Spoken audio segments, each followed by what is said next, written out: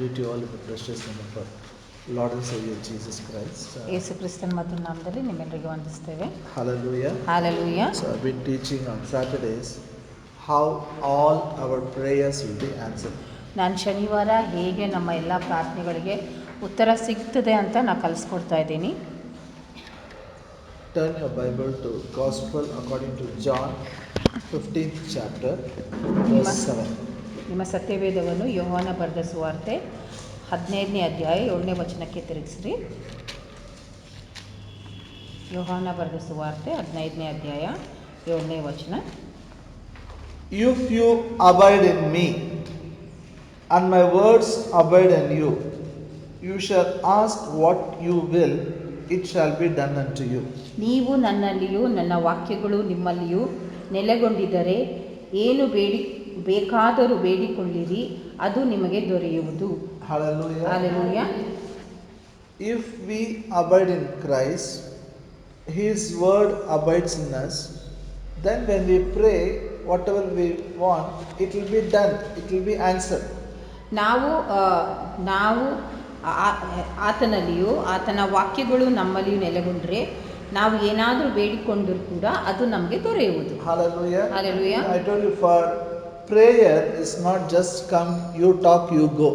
Prayer has some guidelines in the Bible. If you follow it, it is everyone who prays can receive the answer. ಪ್ರಾರ್ಥನೆ ಅಂತ ಅನ್ನುವಂಥದ್ದು ಸುಮ್ಮನೆ ಹೋಗಿ ದೇವ್ರ ಮುಂದೆ ನಾವು ಜಸ್ಟ್ ಏನೆಲ್ಲ ಹೇಳಬೇಕು ಹೇಳಿ ಬರುವಂಥದ್ದು ಅಲ್ಲ. ಆದರೆ ನಾವು ಪ್ರಾರ್ಥನೆ ಮಾಡುವಾಗ ನಾವು ಅಪೇಕ್ಷೆ ಮಾಡ್ತೀವಿ ಏನಂದರೆ ನಮ್ಮ ಪ್ರತಿಯೊಂದು ಪ್ರಾರ್ಥನೆಗೆ ಉತ್ತರ ಸಿಗ್ತದೆ ಅಂತ. Jesus said, ask, you shall receive. ಯೇಸುಸ್ವಾಮಿ ಹೇಳಿದ್ರೆ ಏನಂದರೆ ನೀವು ಬೇಡಿಕೊಳ್ಳ್ರಿ ಆವಾಗ ನಿಮಗೆ ದೊರೆಯುವುದು. Everyone who asks can receive. ಮತ್ತೆ ಯಾರ್ಯಾರು ಬೇಡಿಕೊಳ್ತಾರೋ ಅವರಿಗೆ ದೊರೆಯುವುದು. Say after me, everyone who asks will receive. ಯಾರ್ಯಾರು ಬೇಡಿಕೊಳ್ತಾರೋ ಅವರಿಗೆ ದೊರೆಯುವುದು. This should be very clear for us. ಅದು ಇದೆಲ್ಲ ನಮಗೆ ಭಾಳ ಸ್ಪಷ್ಟವಾಗಿರಬೇಕು. All of us we can ask, we will get the answer. ಅಂದರೆ ಅರ್ಥ ನಾವೆಲ್ಲರೂ ಬೇಡ್ಕೊಳ್ಬೋದು, ಆವಾಗ ನಮಗೆ ಅದು ಉತ್ತರ ಸಿಗ್ತದೆ, ನಮಗೆ ದೊರೀತದೆ. We used to think, he will pray, answer will come, she will pray, answer will come. No. Everyone can pray, everyone will get the answer. ನಾವೇನು ಯೋಚನೆ ಮಾಡ್ತಿದ್ವಿ ಅಂತಂದರೆ ಅವ್ರು ಪ್ರಾರ್ಥನೆ ಮಾಡಿದ್ರೆ ಉತ್ತರ ಬರ್ತದೆ, ಇವ್ರು ಪ್ರಾರ್ಥನೆ ಮಾಡಿದ್ರೆ ಉತ್ತರ ಬರ್ತದೆ ಹಾಗೆ. ಆದರೆ ಇದು ಅಲ್ಲ. ಏನಂದರೆ ನಿಜವಾಗಿ ನೋಡಬೇಕು ಅಂತಂದರೆ ನಾವೆಲ್ಲರೂ ಪ್ರಾರ್ಥನೆ ಮಾಡಿದ್ರೆ ನಮಗೆ ದೊರೀತದೆ. Some people tell me, you are nearer to God, no pastor. You hear God, no? So if you pray, God will answer. ಕೆಲವು ಜನ ನನಗೆ ಬಂದು ಹೇಳ್ತಾರೆ, ಪಾಸ್ಟ್ರೇ ನೀವು ದೇವರಿಗೆ ಭಾಳ ಸಮೀಪವಾಗಿದ್ದೀರಿ, ಅದಕ್ಕೆ ದೇವರು ನಿಮ್ಮ ಪ್ರಾರ್ಥನೆಗೆ ಉತ್ತರ ಕೊಡ್ತಾರೆ, ನೀವು ಪ್ರಾರ್ಥನೆ ಮಾಡಿದರೆ ನಿಮಗೆ ಉತ್ತರ ಸಿಗ್ತದೆ ಬೇಗನೆ. Hello, what Bible says? ಅದು ಸತ್ಯವೇದ ಏನಂತ ಹೇಳ್ತದೆ? Pastor is nearer to God, all are far away from God. ಬರೇ ಪಾಸ್ಟರ್ ದೇವರಿಗೆ ಸಮೀಪವಾಗಿದ್ದಾರೆ, ಬೇರೆಲ್ಲರೂ ದೇವರಿಂದ ದೂರವಾಗಿದ್ದಾರೆ ಅಂತ ಹೇಳ್ತಾರೆ. Prophet only is nearer to God. Everybody is away from God. ಪ್ರವಾದನೆ ಮಾಡುವ ಆತರು ಪ್ರವಾದಿಗಳು ಮಾತ್ರ ದೇವರ ಸಮೀಪದಲ್ಲಿದ್ದಾರೆ, ಉಳಿದವರೆಲ್ಲರೂ ದೇವರಿಂದ ದೂರವಾಗಿದ್ದಾರೆ. The blood of Jesus brought all of us nearer to God. ಆದ್ರೆ ವಾಕ್ಯ ಏನು ಹೇಳ್ತದೆ ಅಂದ್ರೆ ಯೇಸುವಿನ ರಕ್ತ ನಮ್ಮೆಲ್ಲರನ್ನು ದೇವರ ಸಮೀಪದಲ್ಲಿ ತೆಗೆದುಕೊಂಡು ಬಂದಿದೆ. Only thing we should learn how to pray according to His will. ಆದ್ರೆ ಒಂದೇ ವಿಷಯ ಏನಂದ್ರೆ ನಾವು ಕಲ್ತ್ಕೊಳ್ಬೇಕು ಹೇಗೆ ನಾವು ದೇವರ ಚಿತ್ತದ ಅನುಸಾರವಾಗಿ ಪ್ರಾರ್ಥನೆ ಮಾಡಬೇಕು. His will is there in His word. ಆತನ ಚಿತ್ತವು ಆತನ ವಾಕ್ಯದಲ್ಲಿಯೇ ಇದೆ. Hallelujah. Hallelujah. There are two things I was teaching for few weeks. ಎರಡು ವಿಷಯಗಳನ್ನು ನಾನು ಕಳೆದ ವಾರಗಳಿಂದ ನಾನು ಕಲಿಸ್ತಾನೆ ಇದ್ದೇನೆ. Number one, to get answer for our prayers, you should be convinced before you start your prayer that God wants to answer your prayer. ಮೊದಲೇದಾಗಿ ಏನಂತಂತಂದರೆ ನಮಗೆ ಚೆನ್ನಾಗಿ ವಿಶ್ವಾಸ ಇರಬೇಕು. ನಾವು ಯಾವಾಗ ನಾವು ಪ್ರಾರ್ಥನೆ ಮಾಡ್ತೀವೋ ದೇವರು ನಮ್ಮ ಪ್ರಾರ್ಥನೆಗೆ ಖಂಡಿತವಾಗಿ ಉತ್ತರ ಕೊಡ್ತಾನೆ. Second is we must decide what we want from God based on the promises of God. ಎರಡನೇ ವಿಷಯ ಏನಂತಂತಂದರೆ ಯಾವಾಗ ನಾವು ಪ್ರಾರ್ಥನೆ ಮಾಡ್ತೀವೋ, ಯಾವ ವಿಷಯವಾಗಿ ನಾವು ಪ್ರಾರ್ಥನೆ ಮಾಡ್ತೀವೋ ಅದು ದೇವರ ವಾಕ್ಯದ ಅನುಸಾರವಾಗಿ ಇರಬೇಕು. ಹೋದ್ವಾರ ಅದಕ್ಕೆ ನಾನು ಹೇಳಿದ್ದೇನೆಂದರೆ ನಾವು ದೇವರ ವಾಗ್ದಾನ ತೆಗೆದುಕೊಂಡು ಅದರ ಅನುಸಾರವಾಗಿ ಆಧಾರವಾಗಿ ಪ್ರಾರ್ಥನೆ ಮಾಡಬೇಕು. ಯಾರು ವಾಗ್ದಾನ ಮಾಡಿದ ಆತನು ಮನುಷ್ಯನಲ್ಲ ಸುಳ್ಳಾಡೋದಕ್ಕಾಗಿ. And third one is when we ask, You should believe you already got it.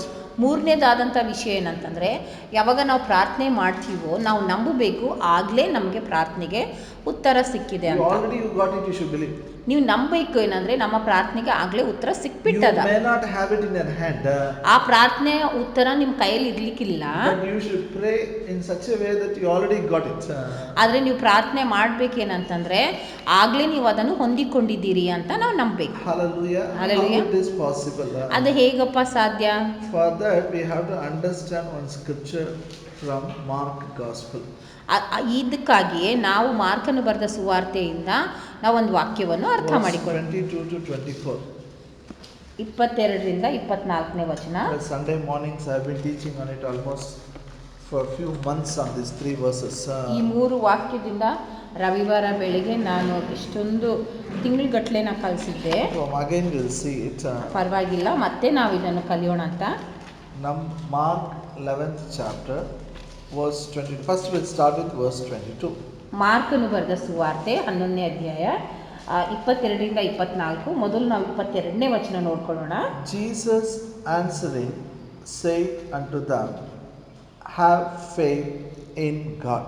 ಯೇಸು ಹೇಳಿದೇನೆಂದರೆ, ನಿಮಗೆ ದೇವರಲ್ಲಿ ನಂಬಿಕೆ ಇರಲಿ. This is a wrong translation. ಇದು ತಪ್ಪಾದಂಥ ಒಂದು ತರ್ಜುಮೆ ಆಗಿದೆ. Correct translation is have God kind of faith. ಸರಿಯಾದಂಥ ಒಂದು ತರ್ಜುಮೆ ದೇವರ ತರಹದ ನಂಬಿಕೆ ನಿಮ್ಮಲ್ಲಿ ಇರಲಿ. Say in English, have God kind of faith. ನನ್ನೊಟ್ಟಿಗೆ ಹೇಳ್ರಿ, ದೇವರ ತರಹದ ನಂಬಿಕೆ ನಿಮ್ಮಲ್ಲಿ ಇರಲಿ. How to have? Why God is telling have God kind of faith? ಯಾಕೆ ದೇವರು ಹೇಳ್ತಾ ಇದ್ದಾನೆ ದೇವ್ರ ತರದ ನಂಬಿಕೆ ನಿಮ್ಮಲ್ಲಿ ಇರಲಿ ಅಂತ? If you read the story, no, from the whole chapter, ನೀವು ಆ ಪೂರ್ತಿ ಅಧ್ಯಾಯದ ಒಂದು ಕತೆ ಓದಿದ್ರೆ, from verse 11, if you read it, you will understand why Jesus is telling. 11ನೇ ವಚನದಿಂದ ನೀವು ಓದಿದ್ರೆ ನಿಮಗೆ ಗೊತ್ತಾಗ್ತದೆ ಯಾಕೆ ಯೇಸು ಈ ತರ ಹೇಳ್ತಾ ಇದ್ದಾರೆ. Look here, I'll tell the story. ಈ ಕಡೆ ನೋಡ್ರಿ, ನಾನೇ ನಿಮಗೆ ಕತೆ ಹೇಳ್ತೇನೆ. Jesus was hungry. ಯೇಸು ಸ್ವಾಮಿಗೆ ಅಲ್ಲಿ ಹಸಿವೆ ಆಗಿತ್ತು. He went to eat the fruit. ಆತನು ಆ ಹಣ್ಣನ್ನು ತಿನ್ನಲಿಕ್ಕೆ ಹೋಗಿದ್ದ. The tree was so green. ಆದರೆ ಆ ಹಣ್ಣಿನ ಗಿಡ ಬಹಳ ಹಸಿರಾಗಿತ್ತು. There was no fruit. ಆದರೆ ಹಸಿರಾಗಿದ್ರು ಕೂಡ ಅದರಲ್ಲಿ ಹಣ್ಣಿರಲಿಲ್ಲ. The Bible says he cursed it. ಆಮೇಲೆ ಸತ್ಯವೇದ ಹೇಳ್ತದೆ ಯೇಸು ಸ್ವಾಮಿ ಆ ಮರಕ್ಕೆ ಶಪಿಸಿದನು. From here afterwards you will not bear fruit. ಆತನು No man shall eat the fruit here afterwards. ಆತನು ಈ ತರ ಶಪಿಸಿದ್ನೇನಂದ್ರೆ ಈಗ ಇನ್ನು ಮುಂದೆ ಯಾರು ನಿನ್ನ ಒಂದು ಗಿಡದಿಂದ ಹಣ್ಣನ್ನು ತಿನ್ನಲ್ಲ. Some people take the scriptures, ನೋಡಿ ದೇವರು ಶಾಪ ಕೊಟ್ಟದ ನೋಡಿ, ದೇವರು ಶಾಪ ಮಾಡ್ತದೆ ನೋಡಿ. People tell ಇದು ಈ ವಾಕ್ಯ ತಗೊಂಡ್ಬಿಟ್ಟು ಜನರೆಲ್ಲರೂ ಏನು ಹೇಳ್ತಾರೆ ನೋಡು, ಯೇಸು ಸ್ವಾಮಿನೇ ಶಾಪ ಹಾಕಿದ್ರಲ್ಲ, ಸೊ ಹಾಗೆ ದೇವರು ಶಾಪ ಹಾಕ್ತಾನೆ ಅಂತ ಹೇಳ್ತಾರೆ. Be careful, if you do something then God's curse will come on you. ಅದಕ್ಕೆ ಭಾಳ ಎಚ್ಚರಿಕೆಯಾಗಿರು, ನೀವೇನಾದ್ರೂ ತಪ್ಪು ಮಾಡಿದ್ರೆ ದೇವರ ಶಾಪ ನಿಮ್ಮ ಮೇಲೆ ಬರ್ತದೆ. You should not say curse. It's better it says Jesus said it is there. ಅದು ಶಾಪ ಅಂತ ಅನ್ನೋದಕ್ಕಿಂತ ಬದಲಾಗಿ ಯೇಸು ಸ್ವಾಮಿ ಹೇಳಿದ್ನು ಅಂತ ಹೇಳ್ಬೋದು. Hallelujah, that will be better. ಅದೇ ಸರಿಯಾಗಿರ್ತದೆ. Why Jesus said? ಯಾಕೆ ಈ ತರ ಯೇಸು ಸ್ವಾಮಿ ಹೇಳಿದ್ರು? God is not in the business of cursing.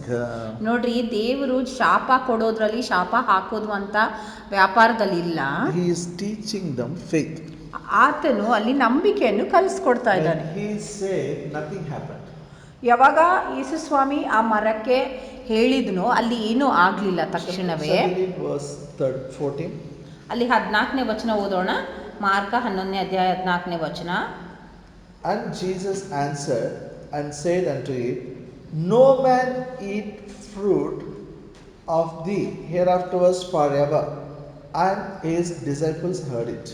ಆಗ ಯೇಸು ಆ ಮರಕ್ಕೆ, ಇನ್ನು ಮೇಲೆ ಒಬ್ಬರು ನಿನ್ನಲ್ಲಿ ಹಣ್ಣನ್ನು ಎಂದೆಂದಿಗೂ ತಿನ್ನದ ಹಾಗಾಗಲಿ ಎಂದು ಹೇಳಿದನು.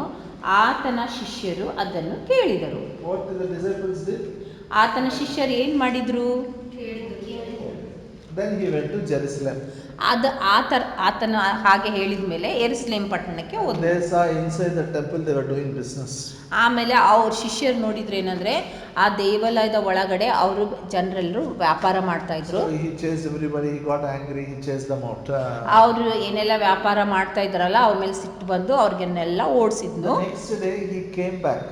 ಆಮೇಲೆ ಮರುದಿನ ಮತ್ತೆ ವಾಪಸ್ ಬಂದನು. From Jerusalem. ಯೆರೂಸಲೇಮಿನಿಂದ ವಾಪಸ್ ಬಂದನು. Maybe after 24 hours.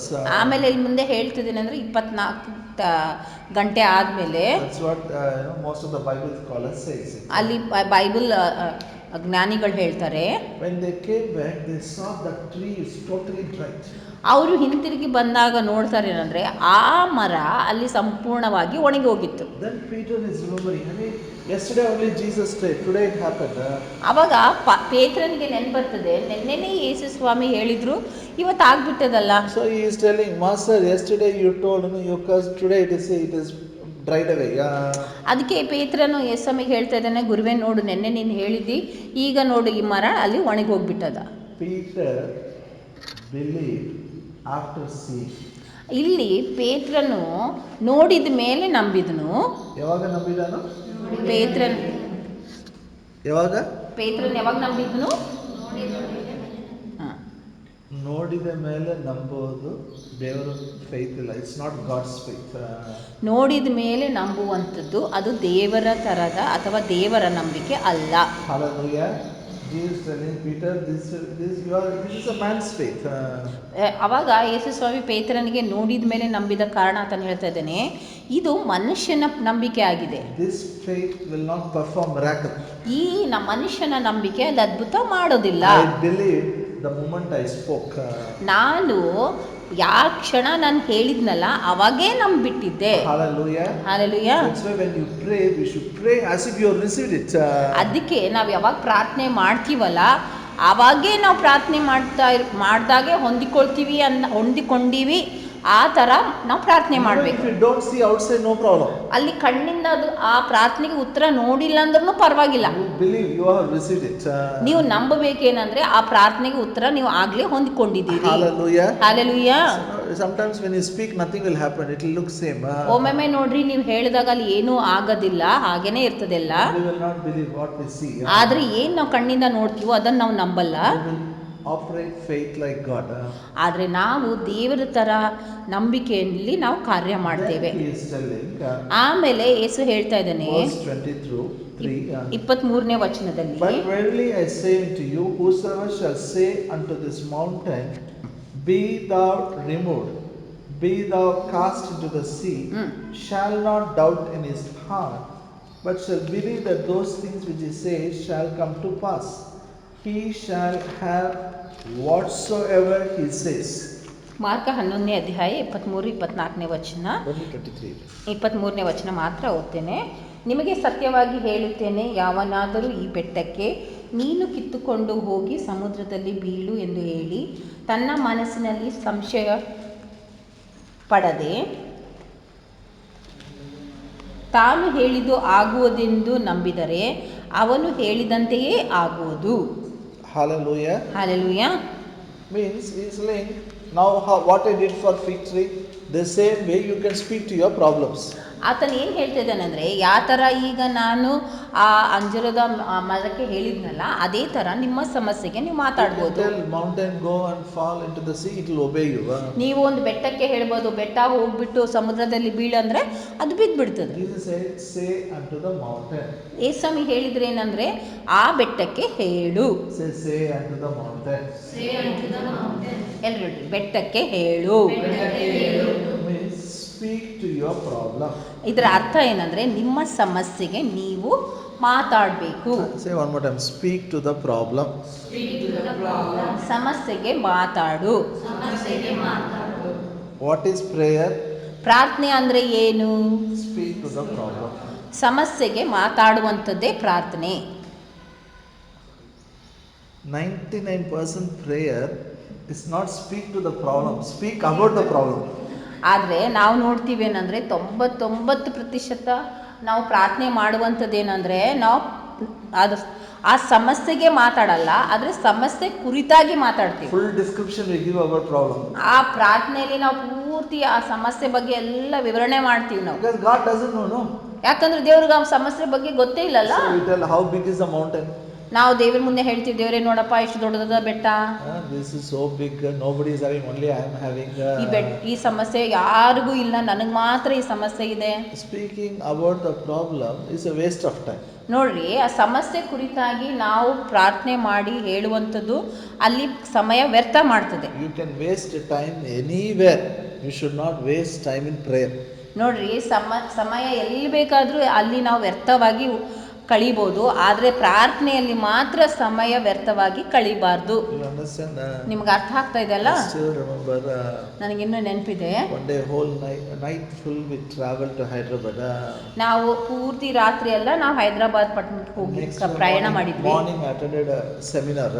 ಆಮೇಲೆ ಮರುದಿನ ಬೆಳಗ್ಗೆ ನಾನು ಅಲ್ಲಿ ಸೆಮಿನಾರ್ ಅಟೆಂಡ್ ಮಾಡಿದೆ. Evening one crusade I had to attend. I was not preaching, I was attending.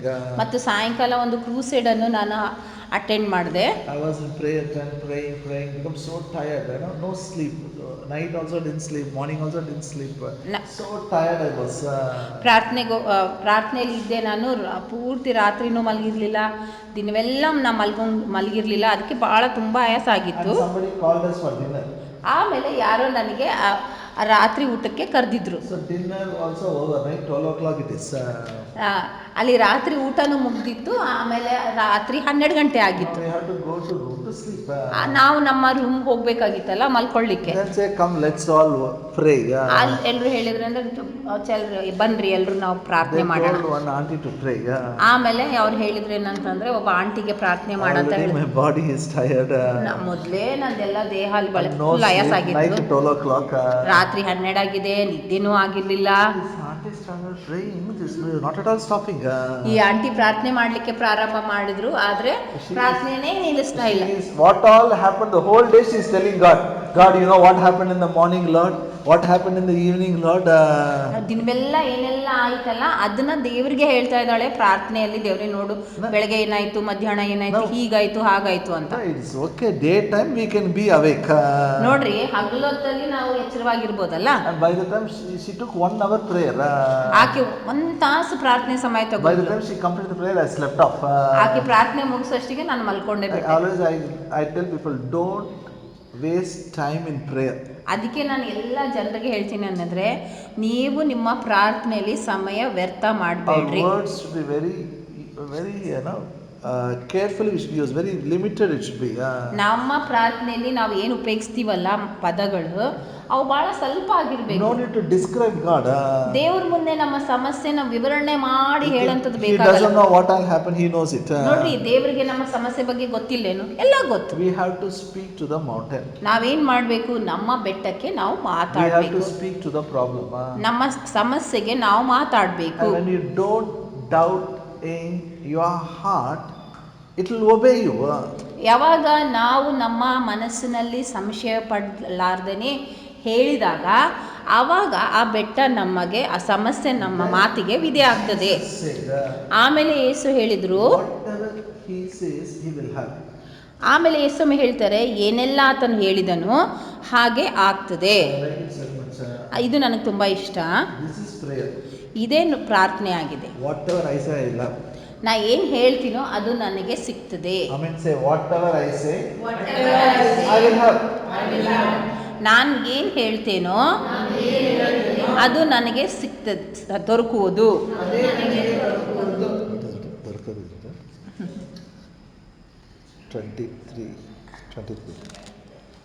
ನಾನು ಹೇಳಿದ್ದು ಆಗುವುದೆಂದು ನಂಬಿದರೆ ಹೇಳಿದಂತೆ ಆಗುವುದು.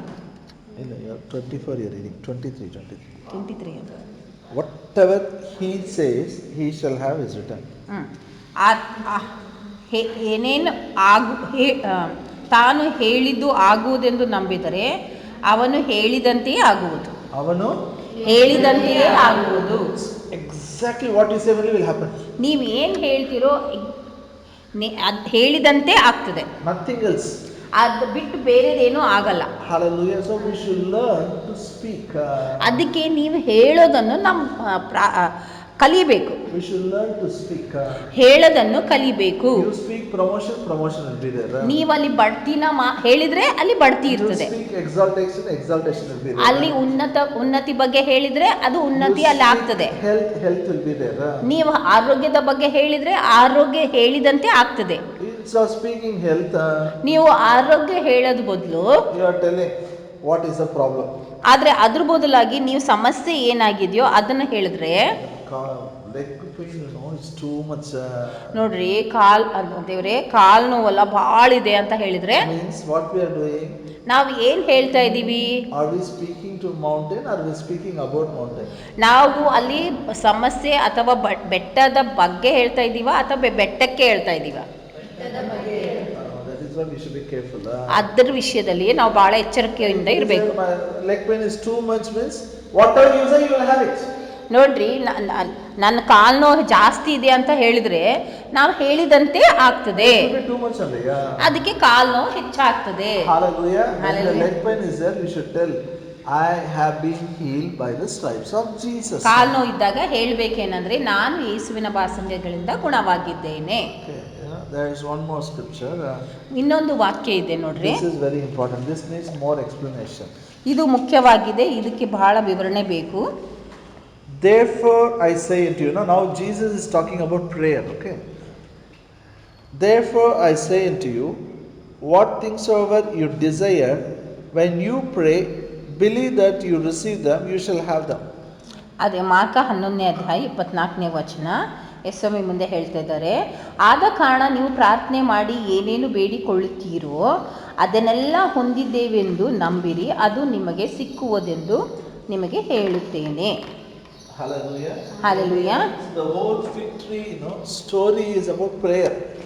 ಅದು ಪೂರ್ತಿ ಅಂಜೂರ ಮರದ ಒಂದು ಕತೆ, ಅದು ಪ್ರಾರ್ಥನೆ ಕುರಿತಾಗಿದೆ. Some people take the scriptures and you fellows are Christians, you should bear fruit, you are looking green, you are looking like there's so many things they preach.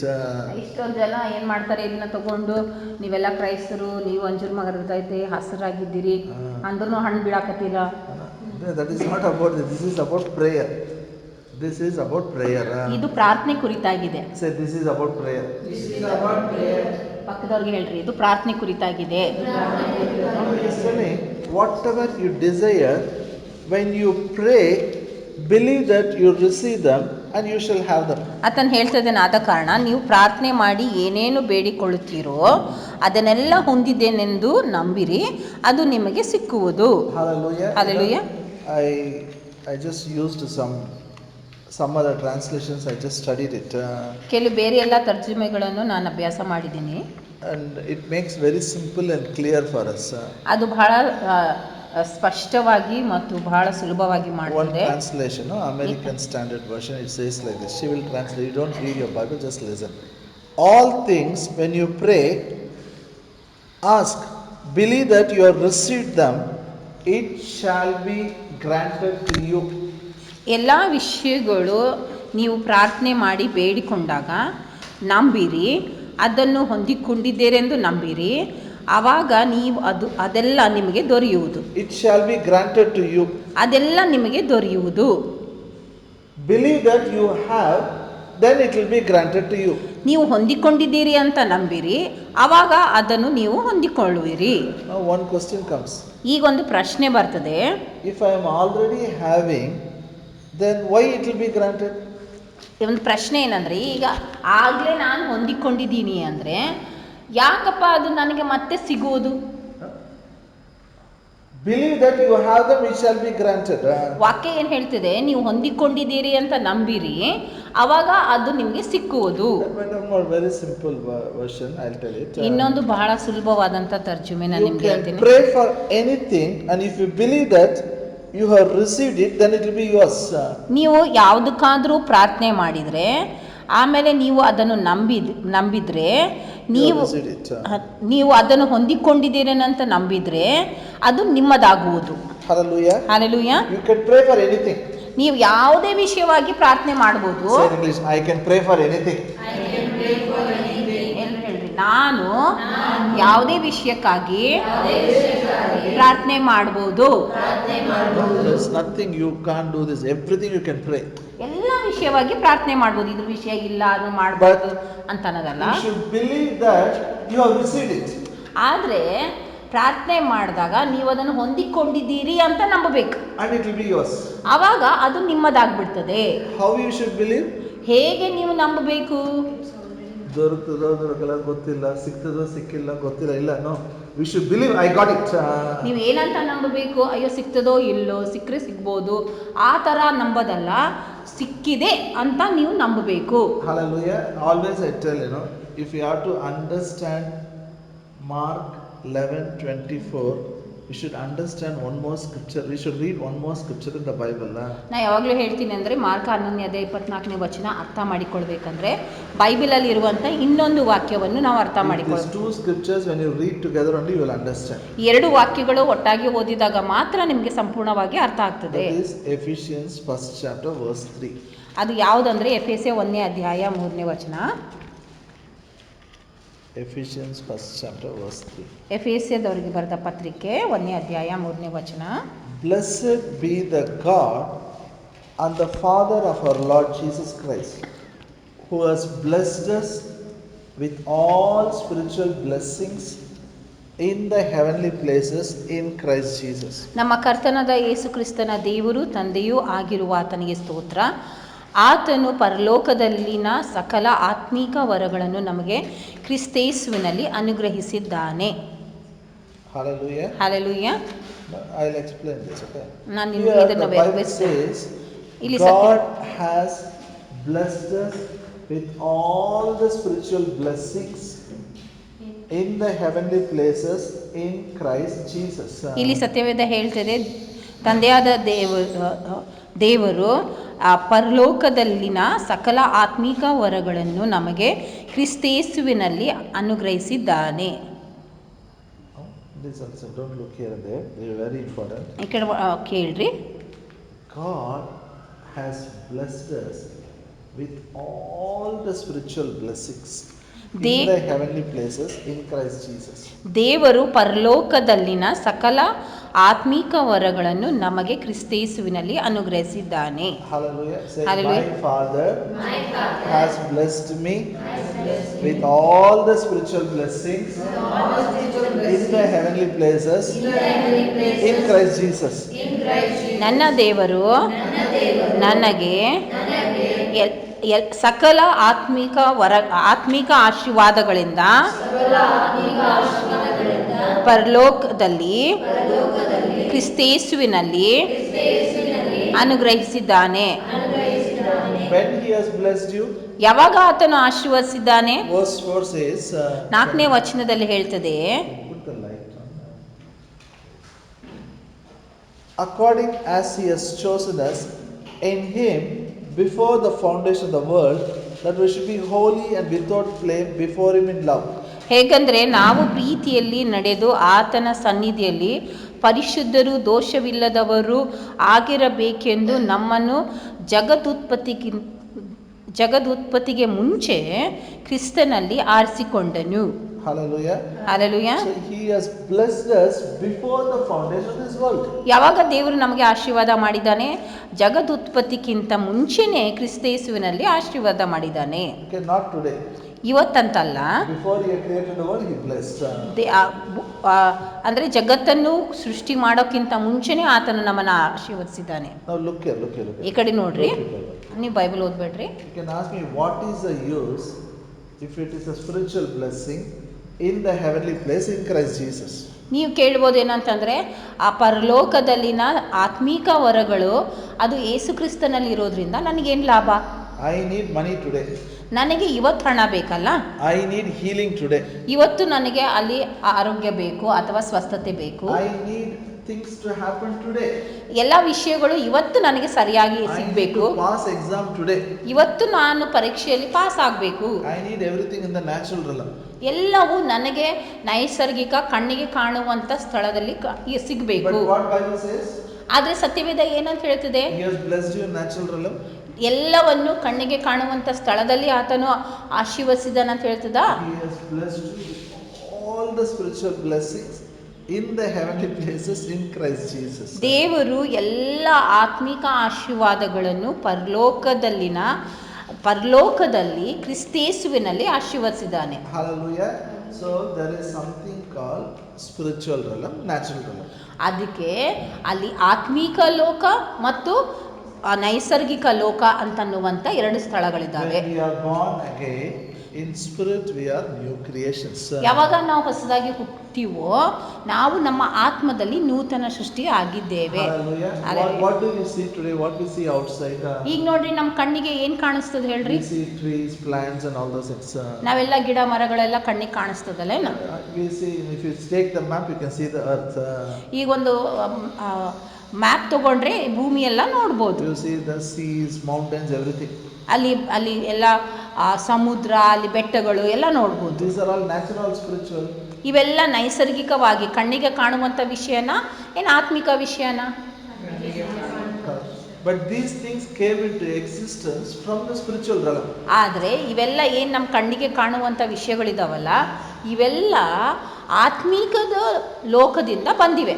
God says, let there be light. ದೇವರು ಅಲ್ಲಿ ಬೆಳಕಾಗಲಿ ಅಂತ ಹೇಳಿದ್ನು. Let there be trees. ಅಲ್ಲಿ ಗಿಡಗಳು ಉಂಟಾಗಲಿ ಅಂತ ಹೇಳಿದ್ನು. Let there be water. Let there be whatever God said came. ಅಲ್ಲಿ ಸಮುದ್ರ ಇರಲಿ, ನೀರಿರಲಿ ಅಂತ ಏನೆಲ್ಲ ದೇವರು ಹೇಳಿದ್ನಲ್ಲ ಆವಾಗ ಅದು ಕಣ್ಣಿಗೆ ಕಾಣುವಂಥ ಸ್ಥಳದಲ್ಲಿ ಲೋಕದಲ್ಲಿ ಬಂತು. You see in the natural realm came from spiritual realm. ಏನೆಲ್ಲ ನಾವು ಕಣ್ಣಿಗೆ ಕಾಣುವಂಥ ಲೋಕದಲ್ಲಿ ನೋಡ್ತಾ ಇದ್ದೀರಲ್ಲ ಇದೆಲ್ಲ ಆತ್ಮಿಕ ಲೋಕದಿಂದ ಬಂದಂಥದ್ದು. Hallelujah. Hallelujah. Before creating the world, ಈ ಲೋಕವನ್ನು ಸೃಷ್ಟಿ ಮಾಡೋಕ್ಕಿಂತ ಮುಂಚೆ only Jesus Christ was there. ಯೇಸು ಕ್ರಿಸ್ತನು ಮಾತ್ರ ಇದ್ದನು. That is why God has put all our blessings in Christ Jesus. ಅದಕ್ಕೆ ದೇವರು ನಮ್ಮೆಲ್ಲ ಆಶೀರ್ವಾದಗಳನ್ನು ಕ್ರಿಸ್ತೇಸುವಿನಲ್ಲಿ ಹಾಕಿದ್ದಾನೆ. He already blessed you. What you have to study, where you have to work, whom you have to marry, what ministry, everything already blessed you.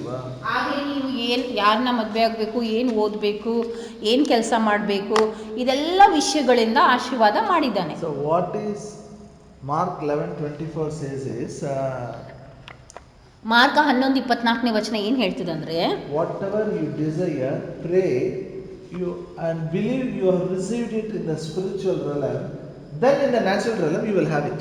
ನೀವು ಏನೆಲ್ಲ ಪ್ರಾರ್ಥನೆ ಮಾಡ್ತೀರಲ್ಲ ಅದು ಆಗಲೇ ಆತ್ಮಿಕ ಲೋಕದಲ್ಲಿ ಇದೆ ಅಂತ ನಂಬಿರಿ, ಆವಾಗ ನೀವು ಕಣ್ಣಿಗೆ ಕಾಣುವಂಥ ಲೋಕದಲ್ಲಿ ಹೊಂದಿಕೊಳ್ತೀರಿ. Hallelujah. First you should believe you have it. ಮೊದಲೇದಾಗಿ ನೀವು ನಂಬಬೇಕೇನೆಂದ್ರೆ ಆಗಲೇ ನೀವು ಅದನ್ನು ಹೊಂದಿಕೊಂಡಿದ್ದೀರಿ. Some people tell, ನಾನು ಬಡವನು. They tell, I am very poor man. ಕೆಲವು ಜನ ಹೇಳ್ತಾರೆ ನಾನು ಬಹಳ ಬಡವನು. Now the rule is, are you poor? ಆದರೆ ಸತ್ಯ ನೀವು ಬಡವರಾಗಿದ್ದೀರಾ or are you crorepati? ಅಥವಾ ನೀವು ಕರೋಡಪತಿ ಆಗಿದ್ದೀರಾ?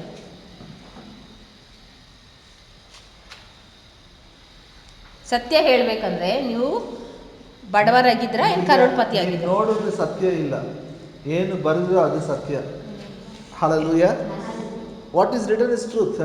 ದೇವರ ವಾಕ್ಯದಲ್ಲಿ ಏನು ಬರೆದಿದೆಯೋ ಅದು ಸತ್ಯ ಆಗಿದೆ. All the blessings are already there means, are you a rich man or a poor man? ಎಲ್ಲ ಆಶೀರ್ವಾದಗಳು ಆಗಲೇ ಇದ್ದಾವೆ ಅಂದರೆ ನೀವು ಬಡವರಾಗಿದ್ದೀರಾ ಶ್ರೀಮಂತರಾಗಿದ್ದೀರಾ? I am asking, are you having in crores or you are having in hundreds? ನಿಮ್ಮಲ್ಲಿ 100ರಲ್ಲಿ ಇದೆನಾ ಏನು ಕೋಟಿ ಅಂತರದಲ್ಲಿ ಇದೆಯಾ? ಹೇಗೆ ಬಾಯಿ ಬಿಚ್ಚಿ ಮಾತಾಡೋದು ಅದು ಎಷ್ಟು ಕಷ್ಟ ಅಂದರೆ ಬಾಯಲ್ಲಿ ಬರೋದು. ಏನ ನಾವು ನೋಡಿಲ್ಲಲ್ಲ, ನೋಡಿದ್ರೆ ಬರ್ತದೆ, ನೋಡಿದ್ರೆ ಏನೇನು ಬರ್ತದೆ. That is what Jesus said, have God kind of faith. ಅದಕ್ಕೆ ಯೇಸು ಹೇಳಿದ್ರು ಏನಂದ್ರೆ ದೇವ್ರ ತರದ ನಂಬಿಕೆ ಇಟ್ಕೊಳ್ರಿ. You are a rich man. So much more than crores is there inside in your spirit. ನೀವು ಬಹಳ ಶ್ರೀಮಂತರಾಗಿದ್ದೀರಿ, ಕೋಟಿಗಿಂತ ಹೆಚ್ಚಾದಂಥ ಒಂದು ಐಶ್ವರ್ಯ ನಿಮ್ಮ ಒಳಗಡೆ ಇದೆ. Okay, one example. ಒಂದು ಉದಾಹರಣೆ. For example, maybe your grandfather or your great grandfather died. He wrote a will. ಈಗ ಉದಾಹರಣೆಗಾಗಿ ನಿಮ್ಮ ತಾತ ಇರ್ಬೋದು, ಅವರು ಒಂದು ಆಸ್ತಿ ಪತ್ರ ಬರೆದು ಇಟ್ಟಿದ್ದಾರೆ. And he has written 100 crores in your name. ಅವರು ಒಂದು 100 ಕೋಟಿ ರೂಪಾಯಿ ನಿಮ್ಮ ಹೆಸರಲ್ಲಿ ಬರೆದಿದ್ದಾರೆ. Too much, 100 crores. Okay, 10 crores. 100 ಕೋಟಿ ಜಾಸ್ತಿ ಆಯ್ತಾ? 10 ಕೋಟಿ ಅಂತ ಹೇಳೋಣ. ಕರೆಕ್ಟ್. ಸ್ವಲ್ಪ ಕೇಳಬೇಕಾ? 10 crores he gave is written. ಈಗ 10 ಕೋಟಿ ಬರ್ದದ. Now how you will have 10 crores in your hand? ಈಗ 10 ಕೋಟಿ ನಿಮ್ಮ ಹೆಸರಿಗೆ ಬರ್ತದಲ್ಲ, ಆ 10 ಕೋಟಿ ಹೆಂಗಪ್ಪ ನಿಮ್ಮ ಕೈಲಿ ಹೊಂದ್ಕೊಳ್ತೀರಿ? ಸೈಲೆಂಟ್ ಇರಬೇಕು. Tell it. She's understanding. Okay. Now listen. ಈ ಕಡೆ ಕೇಳ್ರಿ. If you take the deed and show everybody, yes, I have 10 crores, I have 10 crores, will you have 10 crores in your hand? ಅದು ಏನು ಆಸ್ತಿ ಪತ್ರ ಬರ್ದದಲ್ಲ ನಿಮ್ಮ ಹೆಸರು ಮೇಲೆ, ಆದರೆ ಎಲ್ರಿಗೂ ತೋರಿಸಿ ನೋಡ್ರಿ ನನ್ನ ಹತ್ರ 10 ಕೋಟಿ ಇದೆ ಅಂತ ತೋರಿಸಿದ್ರೆ ಅವರು ನಿಮ್ಮ ಕೈಲಿ ಇರ್ತದ ಅದು? Or you go to bank and tell, see, my grandfather has written, give me money, will they give? ಆ ಬ್ಯಾಂಕಿಗೆ ಹೋಗ್ಬಿಟ್ಟು ನೋಡು, ನಮ್ಮ ತಾತ ನನಗೆ 10 ಕೋಟಿ ಬರ್ದಿದ್ದಾರೆ, ಅದು ನೋಡಿ ಬರ್ದದ ಆಸ್ತಿ ಪತ್ರದಲ್ಲಿ ಕೊಡು ಪೈಸಾ ಅಂದ್ರೆ ಕೊಡ್ತಾರೇನು? He has already deposited, it is there, now it is mine, can you give? ಅದು ಆಗ್ಲೇ ನಿಮ್ಮ ಬ್ಯಾಂಕಲ್ಲಿ ಇದೆ, ಈಗ ಕೊಡ್ರಿ ನನಗಂತ ಹೇಳಿದ್ರೆ ಕೊಡ್ತಾರೇನು? They won't give. There are some procedures. ಅವು ಕೊಡಕ್ಕಾಗಲ್ಲ, ಯಾಕಂದ್ರೆ ಅಲ್ಲಿ ಕೆಲವು ನಿಯಮಗಳಿದಾವಲ್ಲ. You have to take a lawyer, you have to follow legal procedures, you have to produce a death certificate, you have to produce a hair certificate.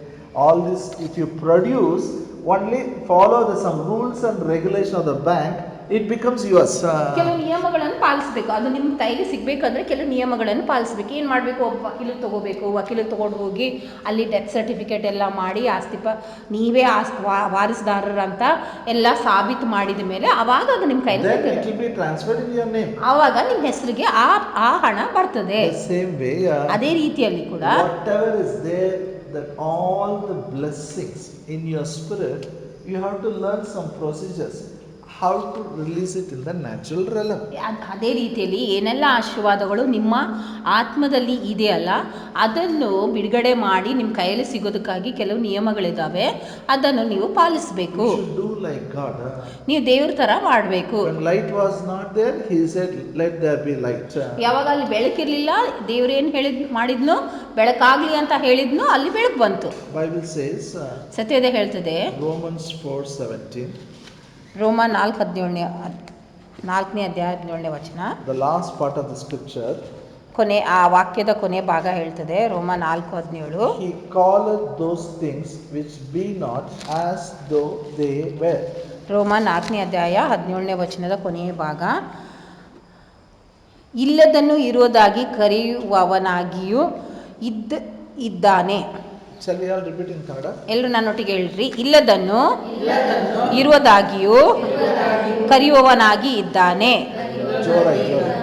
ಇಲ್ಲದನ್ನು ಇರುವುದಾಗಿ ಕರೆಯುವವನಾಗಿ ಇದ್ದಾನೆ. This is a procedure. ಇದೇ ಒಂದು ವಿಧಾನ ಆಗಿದೆ. All the blessings are there.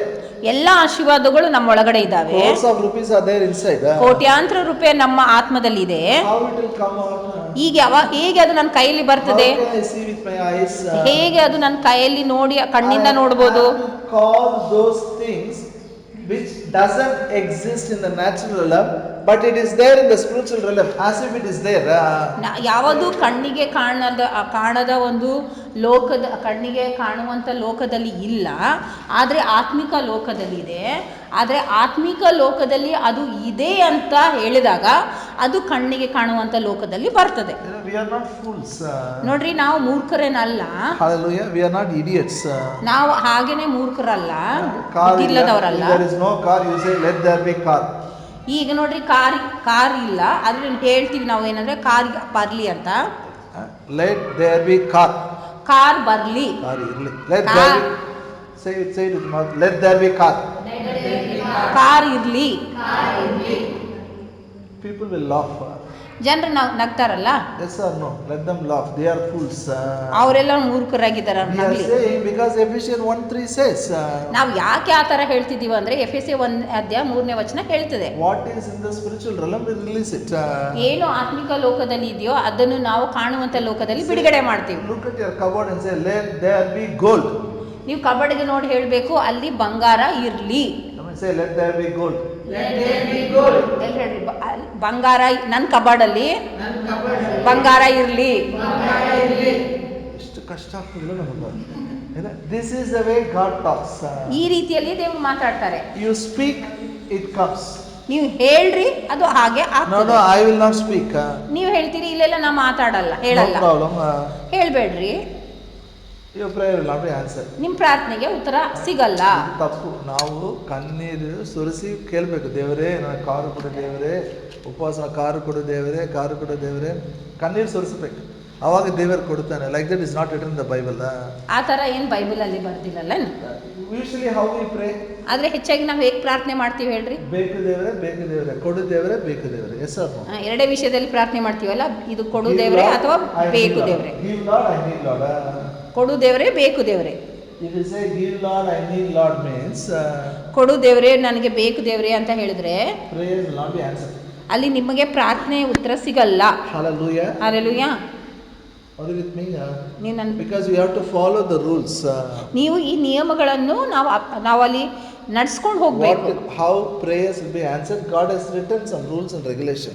ಹೇಗೆ ದೇವರು ಪ್ರಾರ್ಥನೆಗಳಿಗೆ ಉತ್ತರ ಕೊಡ್ತಾನೆ ಅಥವಾ ಪ್ರಾರ್ಥನೆಗೆ ಉತ್ತರ ಸಿಗ್ತಿದೆ ಅಂತ ಕೆಲವು ನಿಯಮಗಳು ಬರೆಯಲ್ಪಟ್ಟಿವೆ. Only when you follow the rules you will get the money from bank. ಆ ನಿಯಮಗಳನ್ನು ಪಾಲಿಸಿದ್ರೇನೆ ಹೇಗೆ ಬ್ಯಾಂಕಿನಲ್ಲಿ ಹಣ ಸಿಗ್ತದೋ, The same way when you follow the rules you will get your blessings. ಅದೇ ರೀತಿಯಲ್ಲಿ ಬೈಬಲಲ್ಲಿ ಬರೆದಿರುವಂಥ ವಿಧಾನಗಳನ್ನು ನೀವು ಅನುಸರಿಸಿದ್ರೆ ಮಾತ್ರ ಆಶೀರ್ವಾದಗಳು ಅಲ್ಲಿ ಬಿಡುಗಡೆ ಆಗ್ತವೆ. Amen. ಆಮೇಲೆ Are you with me? ನೀವು ನನ್ನ ಜೊತೆಲಿದ್ದೀರಾ? ಅರ್ಥ ಆಗುತ್ತಾ? I'll continue next week. ನಾನು ಮುಂದಿನ ವಾರ ಮುಂದುವರಿಸ್ತೇನೆ. But the good news is ಆದ್ರೆ ಒಳ್ಳೆ ಸುದ್ದಿ ಏನಂದ್ರೆ all your blessings already you got it. ಒಳ್ಳೆ ಸುದ್ದಿ ಏನಂದ್ರೆ ಎಲ್ಲ ಆಶೀರ್ವಾದಗಳನ್ನು ನೀವು ಆಗ್ಲೇ ಹೊಂದ್ಕೊಂಡಿದ್ದೀರಿ. Say, all the blessings I believe I have received it. ಎಲ್ಲರೂ ನನ್ನೊಟ್ಟಿಗೆ ನನ್ನ ಎಲ್ಲ ಆಶೀರ್ವಾದಗಳು ಹೊಂದಿಕೊಂಡಿದ್ದೇನೆಂದು ನಾನು ನಂಬುತ್ತೇನೆ. All the blessings I believe already I received it. ನನ್ನ ಎಲ್ಲ ಆಶೀರ್ವಾದಗಳನ್ನು ನಾನು ಹೊಂದಿಕೊಂಡಿದ್ದೇನೆಂದು ನಾನು ನಂಬುತ್ತೇನೆ. When you believe that like this, then you will have it. ಹೀಗೆ ನಂಬಿದಾಗ ಮಾತ್ರ ಅದನ್ನು ನೀವು It ಹೊಂದಿಕೊಳ್ತೀರಿ. is not foolishness. ನೋಡ್ರಿ, ಹಾಗೆ ನಂಬುವಂಥದ್ದು ಅಲ್ಲಿ ಮೂರ್ಖತನ ಅಲ್ಲ. I still remember once, my friend prayed for somebody. Father, I thank you, you have healed them. ಇನ್ನು ನೆನಪಿದೆ, ನನಗೆ ಒಬ್ಬರು ಸ್ನೇಹಿತರಿಗೆ ನಾನು ಪ್ರಾರ್ಥನೆ ಮಾಡ್ತಾ ಇದ್ದೆ. My friend prayed for somebody like ನನ್ನ this. ಸ್ನೇಹಿತನು ಈ ಥರ ಪ್ರಾರ್ಥನೆ ಮಾಡಿದ್ನು, ತಂದೆಯ ಸ್ತೋತ್ರ, ನೀನು ಆಗಲೇ ಅವ್ರಿಗೆ ಸ್ವಸ್ಥತೆ ಮಾಡಿದ್ದಿ. When he prayed, everybody laughed. ಆತನ ಪ್ರಾರ್ಥನೆ ಮಾಡಿದಾಗ ಎಲ್ಲರೂ ನಕ್ಕರು ಅಲ್ಲಿ. ಪ್ರೇಯರ್ ಮಾಡೋದು ಗೊತ್ತಿಲ್ಲ, ಇವೆಲ್ಲ ಏನು ministry they don't know how to pray also. ಅವ್ರು ಕೇಳ್ಕೊಂಡು ಹೇಳ್ತಿದಾರೆ, ಏನು ಇವ್ರಿಗೆ ಪ್ರಾರ್ಥನೆ ಮಾಡೋದನ್ನು ಗೊತ್ತಿಲ್ಲ, ಹೆಂಗೆ ಮಿನಿಸ್ಟ್ರಿ ಮಾಡ್ತಾರೆ. So foolish he is. Person is sick, he is telling already you healed. ಇಲ್ಲಿ ಇವ್ರಿಗೆ ಕಾಯಿಲೆಯಲ್ಲಿದ್ದಾನೆ ಮನುಷ್ಯ, ಆದರೆ ಆಗಲೇ ನೀನು ಅವ್ರಿಗೆ ಗುಣಪಡಿಸಿದ್ದಿ ಅಂತ ಹೇಳ್ತಾ ಇದ್ದಾರೆ. He is not fool, you are fool. ಆವಾಗ ನಾನು ಅವ್ರಿಗೆ ಹೇಳಿದೆ, ಇಲ್ಲ ಅವ್ರೇನು ಮೂರ್ಖರಲ್ಲ, ನೀವೇ ಮೂರ್ಖರು ಅಂತ ಹೇಳಿದೆ. ಅವ್ರು ಪ್ರಾರ್ಥನೆ ಮಾಡಿದ್ದು ಸರಿಯಾಗಿದೆ. He believes already you got it, only then you will have it. ಯಾಕಂತಂದ್ರೆ ಅವ್ರು ನಂಬ್ತಾ ಇದ್ದಾರೆ, ಆಗ್ಲೇ ಸಿಕ್ಕಿದೆ, ಅದಕ್ಕೆ ಅವ್ರು ಹೊಂದ್ಕೊಳ್ತಾರೆ. Hallelujah. Hallelujah. What God say? All the blessings I will pray and I believe already I have received it. Then I will have it. ಎಲ್ಲ ಆಶೀರ್ವಾದಗಳು ನಾನು ಪ್ರಾರ್ಥನೆ ಮಾಡ್ತೇನೆ, ನಂಬುತ್ತೇನೆ, ಹೊಂದಿಕೊಂಡಿದ್ದೇನೆಂದು ಆಗ ನಾನು ಹೊಂದಿಕೊಳ್ಳುವೆನು. Amen. Amen. I'll continue next week. I'll teach how we can release it. ಮುಂದಿನ ವಾರ ನಾನು ಮುಂದುವರಿಸ್ತೇನೆ, ನಾನು ಕಲಿಸ್ಕೊಡ್ತೇನೆ ಹೇಗೆ ಅದನ್ನು ನಾವು ಬಿಡುಗಡೆ ಮಾಡಬಹುದು. It is not begging. ನೋಡ್ರಿ, ಆಶೀರ್ವಾದಕ್ಕಾಗಿ ದೇವ್ರ ಮುಂದೆ ನಾವು ಭಿಕ್ಷೆ ಬೇಡೋದಲ್ಲ. Prayer is not begging. ಪ್ರಾರ್ಥನೆ ಅಂತನ್ನುವಂಥದ್ದು ಭಿಕ್ಷೆ ಬೇಡುವಂಥದ್ದು ಅಲ್ಲ. Prayer is releasing. ಪ್ರಾರ್ಥನೆ ಅದು ಬಿಡುಗಡೆ ಮಾಡುವಂಥದ್ದಾಗಿದೆ. ಬಿಡುಗಡೆ Whether ಮಾಡುವಂಥದ್ದಾಗಿದೆ. we see or not, we believe we have got it. ನಾವು ಅದು ನಮ್ಮ ಕಣ್ಣಾರೆ ನೋಡ್ತೀವೋ ನೋಡಲ್ಲ, ಆದರೆ ಅದನ್ನು ನಾವು ಹೊಂದಿಕೊಂಡಿದ್ದೇವೆ ಅಂತ ನಂಬ್ತೇವೆ ಮತ್ತು ಬಿಡುಗಡೆ ಮಾಡ್ತೀವಿ. Shall we pray? ನಾವು ಪ್ರಾರ್ಥನೆ ಮಾಡೋಣವಾ?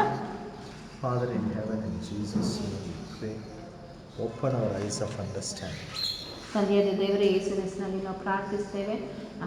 ನಮ್ಮ ತಿಳುವಳಿಕೆ ಕಣ್ಣುಗಳನ್ನು ತೆಗೆ. To speak to the mountain. ನಮ್ಮ ಬೆಟ್ಟಗಳಿಗೆ ನಾವು ಮಾತಾಡುವಂತೆ. To believe already you have blessed us.